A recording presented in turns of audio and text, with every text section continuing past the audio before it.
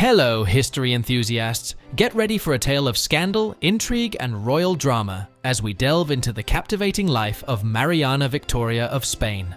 From being a child bride entangled in an international scandal to facing the tumultuous challenges life threw her way, Mariana Victoria's journey is nothing short of extraordinary. But before we unravel the intricacies of her life, make sure you watch until the end to uncover how this resilient queen defied the odds and left an indelible mark on European history. And if you haven't already, don't forget to subscribe to our channel so you never miss out on the fascinating stories and historical deep dives we bring to you. Silver Spoon doesn't even begin to describe Mariana Victoria, who entered the world in 1718 as the first daughter of Philip V of Spain, the nation's longest reigning monarch, and Elizabeth Farnese, its unofficial ruler. Mariana Victoria was also the great-granddaughter of King Louis XIII of France. Understandably, her matchmaking parents wanted to preserve this royal pedigree. Only it ended in utter humiliation. Everyone has bad neighbors, but France and Spain took it to a whole new level. After ending a bitter and bloody conflict, they didn't like or trust each other. To be fair, France's paranoia wasn't baseless. Spain did try to snatch the French throne. So both sides searched for a solution, and surprisingly found one in 2-year-old Mariana Victoria. France and Spain traded battles for wedding bells, but one wasn't enough. The neighbors arranged a pack of royal marriages. But one match was clearly the crown jewel. Louis XV was the future French king and one of Europe's most eligible bachelors. Mariana Victoria's parents figured only the best would do for her. It turned out to be a disturbing match. There's young love, and then there's whatever this was.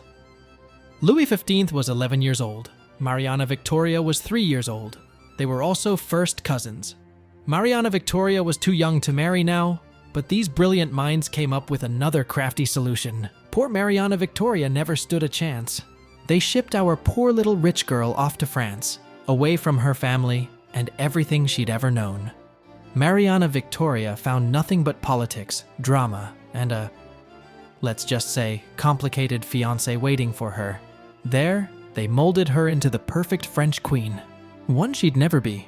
It was already the beginning of the end. In spite of this messy situation, there was a silver lining. People loved Mariana Victoria.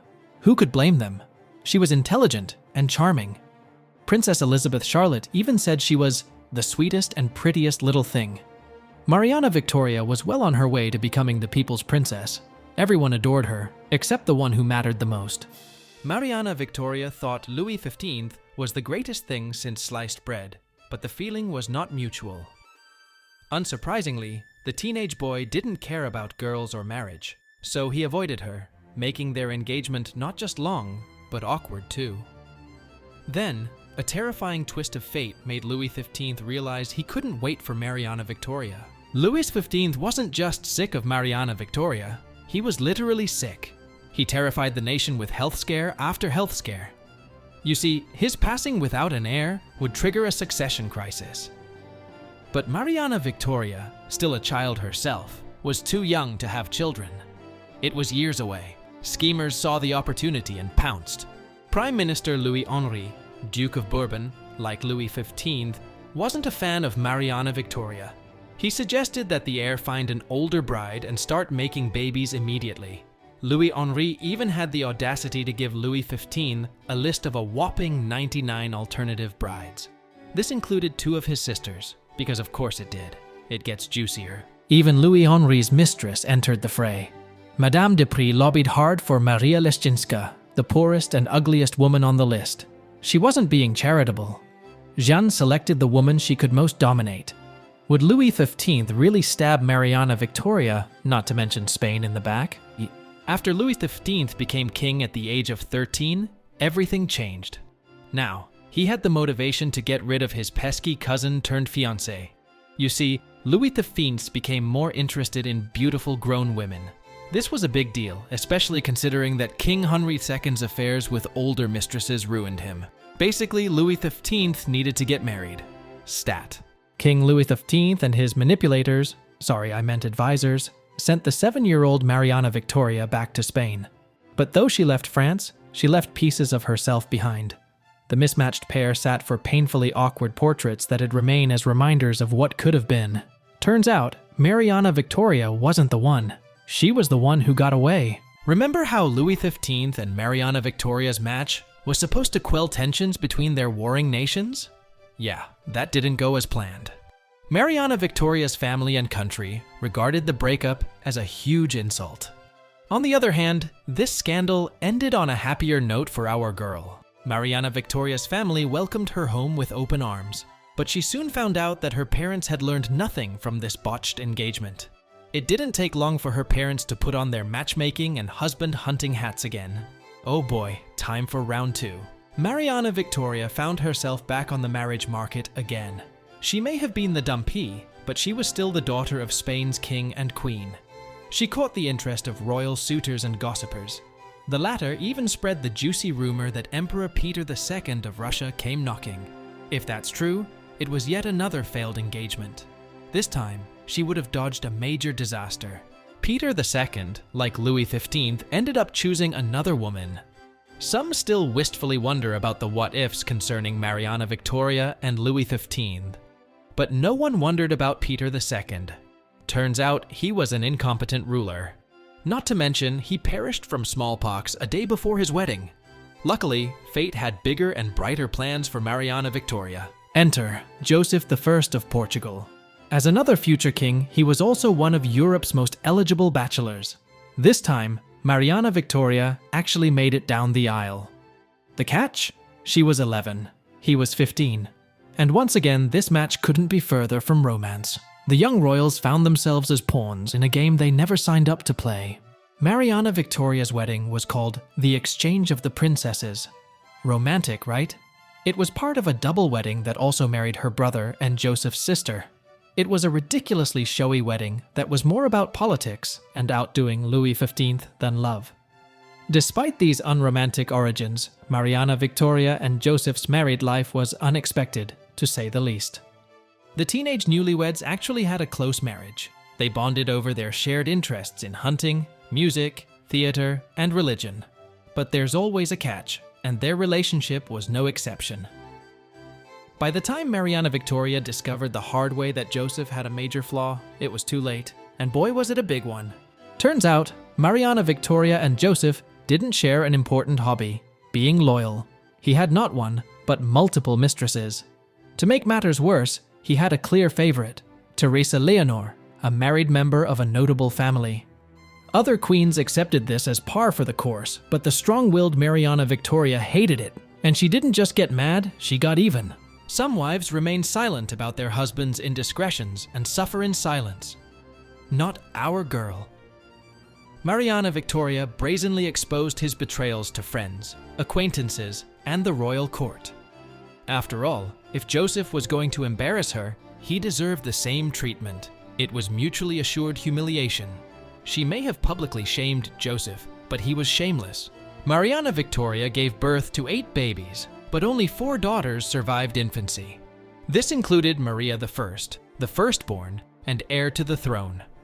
All of the girls were eligible princesses, so Mariana Victoria dove into matchmaking. This time, she was on the other side of the table. However, it didn't take long for past dramas and grudges to rear their heads. A boy named Louis was a potential husband for daughter Mariana Francisca, and he seemed perfect. Louis was rich, well-connected, and a future king. Well, he was almost perfect. Louis, Dauphin of France, was the son of Louis XV. Mariana Victoria rejected this match, but this move may have backfired. Mariana Francisca remained unmarried for the rest of her life. Of course, Mariana Victoria didn't stop there. Louis-Philippe II, Duke of Orleans, was a great match for Mariana Victoria's daughter Dorothea. He was one of the richest and most important noblemen in his country. But Louis-Philippe II had an unforgivable flaw. His country was France. Once again, Mariana Victoria refused to let go of the past. On the other hand, the matches she agreed to were creepy, and I'm being generous. Mariana Victoria arranged the marriage of her eldest daughter Maria with Peter III of Portugal. This time, she kept it in their country. And as it turned out, she also kept it in the family. Peter III was Mariana Victoria's brother-in-law and Maria's uncle. She drew the line at Frenchmen, but not relatives. It gets even worse. Mariana Victoria's matchmaking somehow got even worse. and more incestuous. In another universe, her youngest daughter, Benedita, could have married Ferdinand VI of Spain or Joseph II, Holy Roman Emperor. But in this universe, she married José, Prince of Brazil. He was Maria's son and Benedita's nephew. To be fair, this match wasn't entirely on Mariana Victoria. Her husband insisted on it. There are close families, and then there's Portugal's royal family. When King John V passed in 1750, it was Mariana Victoria's time to shine. At 32 years old, she was finally queen. Her father-in-law left behind huge shoes to fill. He'd elevated Portugal to unprecedented wealth and power. But Joseph's reign couldn't have been more different. Behind the scenes, a puppet master pulled the strings. Joseph wore the crown, but it was the Marquis of Pombal who called the shots. The king loved this arrangement, but the intelligent and ambitious Mariana Victoria? Not so much. The queen hated Pombal for holding power that she felt belonged to her. So Mariana Victoria waited for the perfect time to strike. At 9:40 a.m. on Sunday, November 1st, 1755, All Saints' Day, most of Portugal was up praying. Without warning, the Great Lisbon earthquake brought a biblical disaster to life. Survivors emerged from the rubble, only to find nothing but gigantic cracks in the ground and destruction. Their nightmare was just beginning. Portugal and Mariana Victoria would never be the same. Lisbon couldn't catch a break. Tsunamis as tall as skyscrapers struck Portugal's capital following the earthquake. Not to mention, toppled stoves started an inferno that swept through the city. Basically, Lisbon stood no chance, and that's not even including the casualties. It was one of the worst earthquakes in history, and one of, if not the worst experiences in Mariana Victoria's life. Mariana Victoria got lucky, or as much as you could get during an apocalypse. In any other year, her family spent All Saints' Day in Lisbon, but in 1755, one of their daughters begged to go out of town for the day. While the royal family wasn't at the epicenter of the earthquake, it still felt like the end of the world. Mariana Victoria soon discovered it was actually the end of the husband she knew and loved.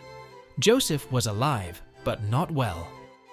He couldn't shake off the earthquake and developed extreme claustrophobia. It became so severe, the king never felt safe in walled buildings again. Joseph decided that if he couldn't live in a normal building, he'd take his whole circle with him. Mariana Victoria had no choice but to follow. If an earthquake destroyed their palace, most rulers would rush the construction of a replacement. But at this point, it was clear that Joseph was no longer like most kings. Instead, he chose to live in a complex of tents. Not only that, but he took the entire royal court with him. While the tents were nice, they were still tents at the end of the day. They were a serious downgrade from the lavish palaces and the lifestyle Mariana Victoria was accustomed to. Mariana Victoria was famous in her own right, but she pales in comparison to her goddaughter. Does the name Marie Antoinette ring any bells? Yes, Mariana Victoria's goddaughter was Marie Antoinette. As if that wasn't dramatic enough, Marie Antoinette was born a day after the infamous earthquake. Basically, Mariana Victoria had a lot going on, but life was about to throw even more at her. In 1758, Mariana Victoria's husband was on his way home after a night with one of his mistresses. His carriage was unmarked, guardless, and traveling on an obscure road. A group of men descended onto the carriage and fired on everyone. The assassins managed to get Joseph's arm. They raced home where Joseph was patched up. The Marquis of Pombal launched an inquiry, and what he found was shocking. A few days later, 2 men were taken into custody. After a brutal interrogation, the pair confessed not only their guilt, but also a crazy conspiracy. The assassins claimed the Tavora family hired them to get rid of Joseph and place Duke of Aveiro on the throne instead. If the name Tavora rings any bells, it's because Joseph's favorite mistress Teresa married the heir of this family. Things were about to get nasty. Over the next few weeks, Mariana Victoria's whole life turned upside down. Authorities rounded up the entire Tavora family along with their alleged conspirators. Men, women, children, Teresa, everyone. They faced charges of high treason and attempted regicide. The evidence consisted of the confessions, the Duke of Aveiro's weapon, and the belief that only a Tavora could have known about Joseph and Teresa's rendezvous. The family maintained their innocence, so the guilty verdict devastated them. Joseph and his government were after blood. They seized the Tavora family's properties and titles. They even went as far as sentencing everyone to execution, even women and children. Mariana Victoria believed they crossed a line, and she intervened to save most of the women and children. However, everyone else endured excruciating public executions that they might not have deserved. Turns out, the Tavora family's guilt isn't the open and shut case we thought it was. Historians still debate their innocence. After all, the king traveled in a normal carriage on a dangerous road. It could have been just a random ambush. Not to mention, no Tavora tried to flee the country after the attack. Maybe Mariana Victoria was onto something with her mercy. They just couldn't catch a break when it came to Joseph's health. Thanks to countless strokes, he declined even more. The king knew what he had to do.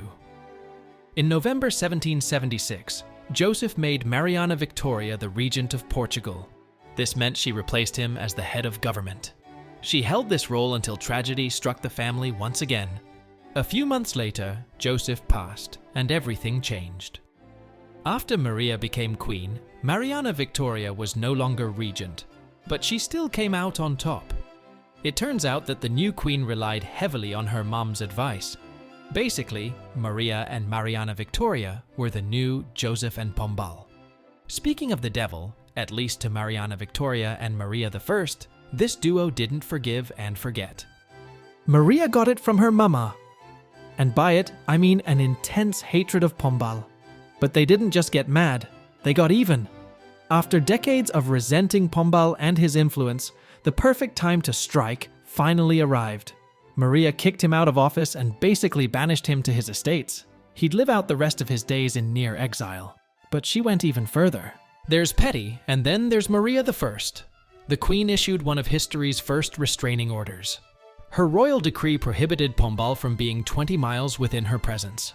If Maria traveled near his estate, Pombal had to leave home to comply. It was the power move that ended all power moves. But was it a step too far? Mariana Victoria had dreams, and now she had the time and power to turn them into reality. It broke her heart that Spain and Portugal didn't get along. They even clashed over American territory. But the Spanish king, Carlos III, just happened to be her big brother. So Mariana Victoria made her way home in hopes of mending broken bridges. Incestuous double marriages brought about a treaty between two nations. This time, Mariana Victoria arranged matches between Carlos III's son Gabriel and her granddaughter Mariana Victoria. The second marriage was between Carlos III's granddaughter Carlota and her grandson John VI. With a family tree that looked like a circle, no wonder Mariana Victoria's health issues were coming for her.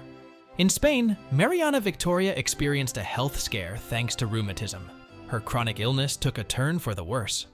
After a flare-up, she ended up wheelchair-bound. Basically, it was not a good time. Months later, Mariana Victoria returned to Portugal, where even worse health news awaited her. Turns out, Mariana Victoria's health was worse than anyone could have imagined. They discovered her laundry list of issues also included heart disease. It was the end of the line. In 1781, she passed from these countless health battles. Tragically, Mariana Victoria left behind her children, who needed their mother more than ever. The story of Mariana Victoria was ultimately a triumph, but her children's lives were tragedies. 3 out of 4 daughters developed incapacitating mental illnesses. Maria, why even went from being known as Maria the Pious in Portugal to Maria the Mad in Brazil. It led people to wonder whether it was just bad luck or if something darker lurked in the royal genes. Speaking of family, we can't forget about Louis XV. He did go from being her cousin, fiancé, ex, then enemy. Turns out, Mariana Victoria had the last laugh. She outlived Louis the Beloved by nearly 7 years. On top of that, Mariana Victoria was even more beloved than he was. The best revenge really is a life well lived. While Mariana Victoria passed centuries ago, she continues to live on in our history books. The Queen's descendants include the current King of Spain, King of Belgium, Grand Duke of Luxembourg, Prince Carlos the Duke of Parma, and the Count of Paris. Talk about one heck of a family reunion. Now that's a real legacy to leave.